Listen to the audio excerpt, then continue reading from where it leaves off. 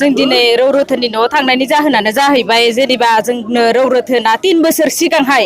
न' होगोन होननानै जोंनो माने जोंनिफ्राय न'आव थांनानै फट' खेबनानै फैसा 1000सो लाबोदो आरो ओमफ्राय बिख्ल'नानै लाबोदो सोरनिफ्रायबा 1000सो सोरनिफ्रायबा 2000 सोरनिफ्राय 2500 3000 बेबायदि फैसा लाबोदो आरो ओमफ्राय गाव दाखालि जों थांदोंमोन आरो रौमोननाव ओमफ्राय रौमोननाव थांनायाव रौआ बुंदो खि मा 15 तारिखै गाव तारिख लादो बे तारिख लानायखाय जोङो गासिबो रायजो राजाया लोगो नांनानै थांनाय जादों आरो रौ रोथोनाव ओमफ्राय बे थांनाय जानायाव रौ रोथोना माने फुंनि 10ता बाजिनिफ्राय जों रौ रोथोनखौ नेदों रौ रोथोना गावनि बिपिएफ अफिसाव रुपियाव थांनानै ना खाना जादो ना लोंदो जों बेखौ मिथिया माने इयो जोंखौ थगायहरबाय थादो आरो थाब फैयाखै खारखुमानाय बायदि खालामना थाहैदो बियो बिनि थाखायनो जोङो रागा जोंनानै एसे गरम जानाय रखम जादों आरो बेखाय मानो होनोबा जोंखौ बिदि थगायनाङा इयो जों दिनै बिखान्थिखौ दै खालामना खस्थ' खालामना हाजिरा मावनानै जोङो इनो फैसाखौ हरदो जों जि जायगायाव न'खौ मोनगोन होननानै दिनै इयो जोंखौ इमान थगायबाय आरो न'निल' नङा इयो जब कार्डनि लादो आरो बै 100 200 लानायाथ' मानिबा माइबा फैसा होगोन होननानै मानिबा लागोन होननानै रेसन कार्डनि लादो आरो बै दा गावनि न'आवहाय माबा खुलिनानै दोनदो हुइसिलार बाजार ना मा होनो बेनिबो लाखांबाय बे फैसाखौ आरो सानसेखालि लाबाय बियो 25 ताका खरै बे सपननि हिनजावा लिरदो बेखौ दुर्गा ना मा नाम होनो बे लिरबाय आं सानसेखालि स्कुलनिफ्राय गथ' दोनना फैनानै सोंफैबाय जे जोंनिफ्राय दाखालि 25 ताकानि माबा लिरनाया माबोरै जाखो होननानै बियो बुंबाय मा दुर्गास्रिया आं जेबो मिथिया रौआसो लिरनो होदोंमोन आंखौ होननानै बुंनाय जादों आरो बियो होमबाथ' गैखायानो जों मोनखाया ओरैनो जों फैसाल' गारबाय थायो मालाबा भटार आइडि बिहरो पान कार्ड बिहरो आधारखौनो बियो माने खायसे बायदि गोरिब गुन्द्राफोरा होनोनो हाया बेबायदियाव बियो बिराद माबा खालामो आरो नाथाय नोंथांमोना दिनै रौनावबो फैसा बियो होनना बुंदों नाथाय बिथाङा मा बुंबायखो रौआ बुंदों मा जायखिजाया दा रौआ मोनसे तारिख लादो माबानि आगष्टनि 30 तारिखै होगोन होनना बुंदों आरो बे स्कुलावहाय नाथाय बिथाङा जुदि बिदिनखालि होआबा मा होनना फोरमायगोन जों मोनसे रायजो राजाया एक्सन लानाय जागोन आरो बेखौ गोख्रों एक्सन लागोन जों गारखाया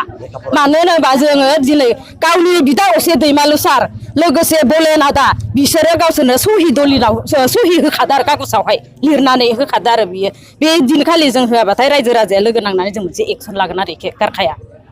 माने जों बिराद अखान्थि मोनबाय आरो मोनसेल' नङा बारे बारेयावनो थगायबाय थायो खनफ्रोमावबो थगायो आरो गावनि जाय मोजां मोननाय इखौ न' सिंखिजा साइडखिजा लिंख्ल'नानैबो अबेबा बायदि कागजखौ हरगोन इयो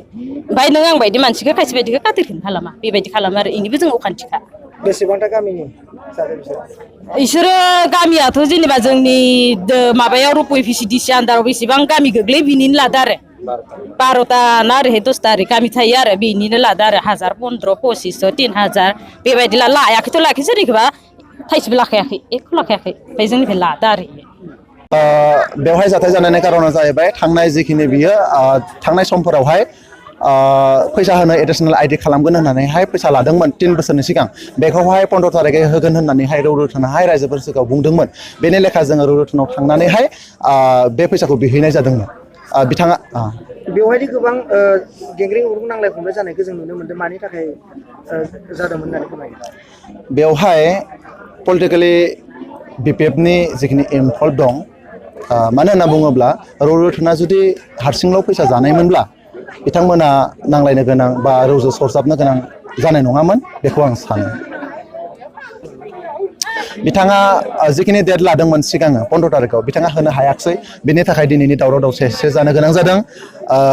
बिथाङा आरो नेक्स्ट जिखिनि 30 तारिखै आगष्टनि 30 तारिखै होनो थाखायहाय गावनो लेखा फरा खालामनानै जोंनि रायजो राजा बा प्रखाखननि सिगाङावहाय लेखा फरा खालामनानै होनाय जाबाय